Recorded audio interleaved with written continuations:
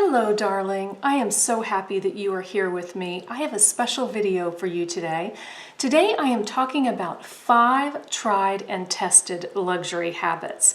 This is going to be a tag video, but not only is it a tag video, it is also a collab video. You may not know about Cat L just because I've never talked about her on my channel, or at least I don't think that I have. She is a lovely YouTuber based in Singapore. She has a beautiful handbag collection and she talks about her handbags. She also does makeup hauls and a lot of vlogging. I especially love her travel vlogs. She does travel quite often. Kat and I have both been around the block once or twice, me even more. I am definitely older than she is, but it's safe to say that we have been around the block and we have both learned a lot and we have developed luxury habits.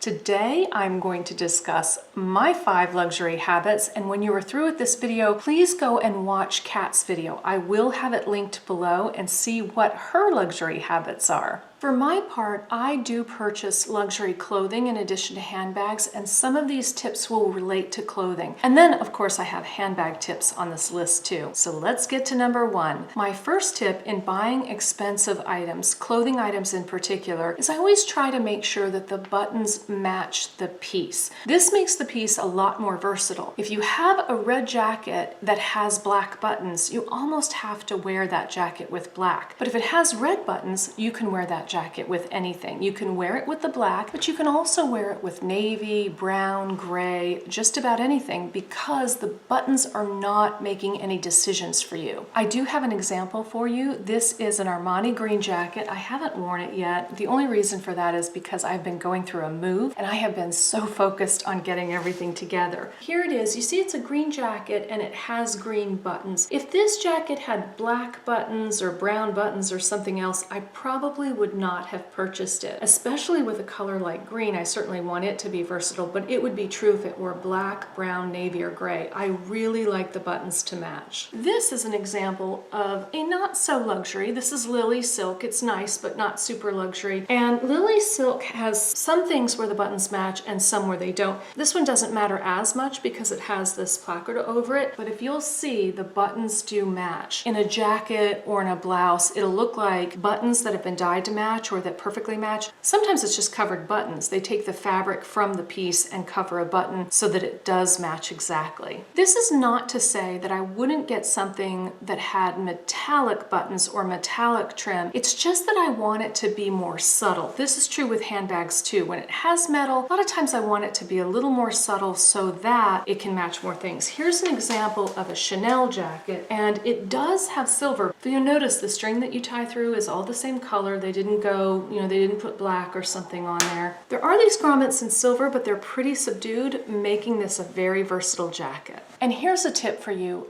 Buttons are one of the easiest things to replace. If you don't sew, you can learn to sew on a button, or you can take it to a tailor, and it is one of the least expensive things that you can have done. Changing the buttons on a garment can make a big change. So you can take that pink coat or whatever coat that has black buttons, and you can put pink buttons on it, matching buttons, and it will become much more versatile. That's one thing you can do. You can also take a cheaper item. So if you're on a budget and you're at Zara or wherever and you see a jacket and you think, this jacket looks pretty good, but its cheap buttons are giving it away. If that fits you and you really like it, you can get it and then go straight to a sewing store and pick out buttons that match it and sew those on. It will look much, much richer and it will be a versatile piece. Number 2. I always check the care instructions to make sure that I can live with them. Sometimes I can't. I don't particularly like dry cleaning chemicals, and I don't like the extra expense of having something dry cleaned. If it is a coat or a jacket, I know that I will probably be dry cleaning that. There are people who wash those, and I might try to learn to do that eventually. I know this to be true because I spent a while in Rome. They don't have dry cleaners. It's very difficult to find a dry cleaner. They are laundry laundering everything themselves, and they have been for hundreds of years. So I would like to learn about that. I do deal with dry cleaning in jackets and coats, but I don't do it for blouses and things that I'm wearing close to my skin. I want to make sure that I can wash it. I am willing to hand wash, and I am even willing to hand wash items, especially silk items and linen items that say they should be dry cleaned. Proceed with caution, but I'm willing to do it. I even wash my Hermes scarves when they say not to. I just think it's a better way to go. But for a hand wash piece, I still look at it and think, am I willing to do that? I might be willing to do it for a silk blouse and maybe not for a white t-shirt. So I do make sure to take a look at the care instructions and make sure that I'm willing to live with it. I've been transitioning into a smaller wardrobe, and it's a lot easier to say, okay, yes, I will hand wash items because I have fewer things. But when I had a whole lot of things, I was not willing to do it. I knew that I would be wearing what I could machine wash. I also think about ironing. Does the item have to be ironed, and am I willing to do it? If I'm not willing to do it, I probably don't like that piece well enough. It is probably not something that should be in my closet. Number 3, I always walk away. I take a breath. I ask the SA to hold whatever item it is, whether it's handbag or clothing, and I step away and I at least go have a cup of coffee. If I can, I will ask the SA to hold it overnight, but I will always step away and take a breather so that I'm not making impulse buys. It's just too easy to get carried away in the moment and purchase something. One recent example of that, I was in DC with Bobster 92, and we were in the Louis Vuitton store, and I found a Louis Vuitton bag that I really liked. I thought I was going to be looking at the capucines, and every time I go in, I do that, and I think I'm going to get it. I talked myself out of that again, and then I saw another bag, and it's a newer bag. I don't remember the name of it. I'll try to put it right here. I loved it. I thought it was just beautiful. It was just the right size. It held my things. I could wear it crossbody, and I could wear it handheld. I really liked this bag, and Bobster thought it looked great, and I almost got it, but I said, you know what? Will you hold on to this for a minute? We're going to lunch and we're going to talk about this bag. So we did. Bobster 92, whose name is Bobby, said, you know, Jill, I do like that bag and I think it looks great on you. But do you remember the one time that you went to pick it up, the bag just opened? That is the problem with that bag. It does have a strong magnet, but people have been saying that they'll be wearing it or they'll pick it up and it'll open and it'll dump things out. So you have to decide, is that something you're willing to live with? My answer was an emphatic no. Even though I loved that bag, I did not get it because I have exactly one place in my collection for a medium-sized crossbody go everywhere kind of bag. And if it was going to do that, it's not it. And I don't know what it will be, but it doesn't matter. That bag is not the bag that I want. Number 4, I ask myself a series of questions when I'm looking at an item. And this could be clothing, it could be a handbag, it could be shoes, anything. I have created my own questions. You can create your own questions. Here are mine. My first question is, does this item represent my best me? I may like the item a lot. I might like it a whole lot, but does it represent my best me? What is this item projecting? What I want to project is elegance, confidence, that type of thing. Is this item elevated to that level, or is it a little too something for me? A little too bohemian, a little too sporty, a little too something that is great for a lot of people, but really not right for me. Then I ask myself, would I be proud to carry this or wear this in 5 years? This helps me to determine if the item might be a little too trendy or a little too dated for me. I am willing to wear something or carry something that is trendy right now if I know for sure that it will be me long term. But if it's not, if it's something that I wouldn't normally be attracted to over the years, but it's been so in and it looks so good on a lot of people and I think, oh, I can do this. In 5 years, I won't be wanting to carry that or wear it, so it is not a good luxury purchase for me.